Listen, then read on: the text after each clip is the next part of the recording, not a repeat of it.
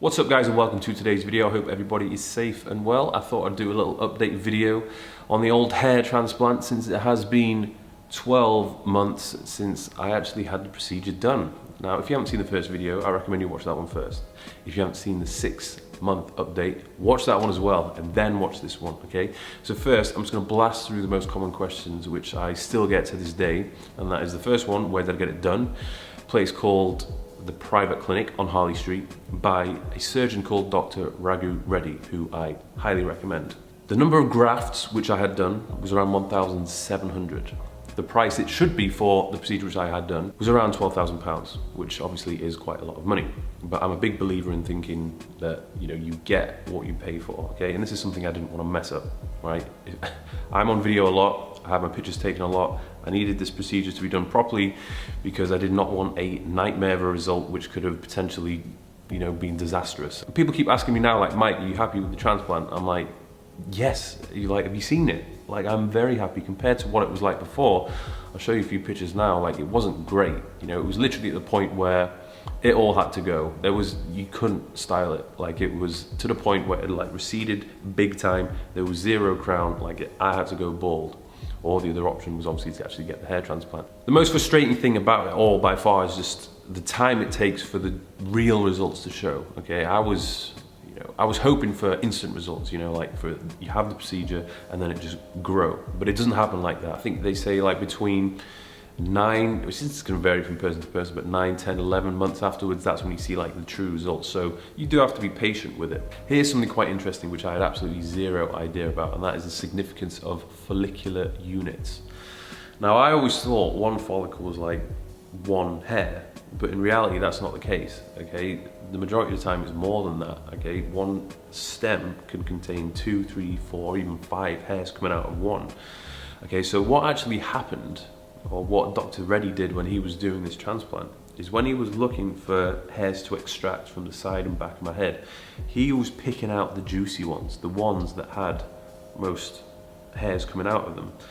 So when he would take those juicy ones, he would then put them in strategically to the areas where it would have the greatest effect. And here's something to bear in mind if you want to have further hair transplant. Because I was saying to him, I was like, okay, so what are the options if I want to do this again in the future? And he goes, you would be fine, because I still have quite a lot of juicy follicles, like in the side and back, which have more than one hair. But the thing is, as you progressively have more and more hair transplants, you have less of these juicy ones. Okay, so the overall effectiveness of the transplant is not as high. So that basically means you have to extract more hairs to get the same result which you had the first time round, where you only used half or even like the third of the amount of extractions. In terms of anything I would improve upon, I'd probably say the crown region. Like, I thought, or I would have hoped it would have been a little bit thicker. Like, I do notice now in pictures and videos, like it is a little bit lighter. And that's just because there weren't enough hairs transplanted to that area. I think from the 1,700, he did distribute them evenly, but because there was, you know, a lack of hair in the crown in the first place, I would just need a lot more follicles to be inserted around there. So if that was something which I wanted to improve upon, you know, I could get another transplant done. That's certainly an option. But I think realistically, if it was bothering me enough, I mean, it's not now, like I'm perfectly happy, but if it was bothering me, I'd probably look into like the micro scalp pigmentation, which is where you get those sort of the tattoo look on your scalp. That combination of having the hair transplant and having the tattoos makes your hair look even thicker. You have this dark scalp, but then you have the hair, which makes it look like it's all hair, if you know what I mean. And I think particularly if I was just going to get a buzz cut, I probably would have just gone for the micro scalp pigmentation. It seems to be like cheaper and a lot less of a ball ache in terms of recovery and so on. The thing is, if you want to have like a proper buzz cut, short hair, you will always be able to tell that something isn't quite right, that you've had a hair transplant, because the type of hair from the side which has been moved just looks naturally different to the surrounding hair or the existing hair which is on your scalp. So the best results by far look when you actually grow out more. In terms of scarring, you can't really see much, to be honest. I mean, it is a little bit noticeable if I grow it out that there is a little areas which is kind of like missing hairs, little circles, but it's really not that noticeable, particularly with the style which I have. And that little pink bit at the bottom of my head, that's not from the transplant, that's just a bit of irritation from when my barber was using the razor on the back of my head. In terms of trying to get the best from this whole procedure and, you know, minimize any further rate of hair loss, I have been taking Finasteride and Propecia. I started taking that in February, so it's been well over a year. Now, I have actually devoted a full video to talking about Finasteride, so go and watch that one because I don't want to go into it all over again. But I do plan on continuing to take that because I haven't seen any side effects, so I feel fine. I also have been using this topical Finasteride on the crown, but realistically I've been very inconsistent with it. There's some times when I do it like every day, and then there'll be days when I don't do it. Now, I don't really know how effective this is, but I do believe this product is one of the best on the market for, you know, what it does in terms of topical treatments.